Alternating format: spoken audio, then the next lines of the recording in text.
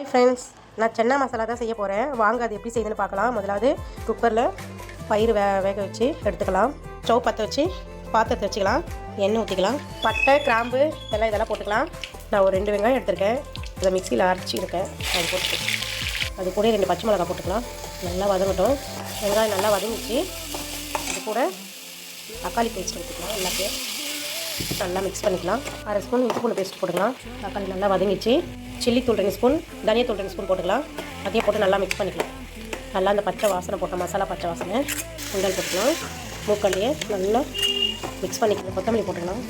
Salt போட்டுக்கலாம். கொஞ்சமாக தண்ணி ஊற்றிக்கலாம். கொஞ்சம் நேரம் நல்லா சுண்டி வரட்டும்.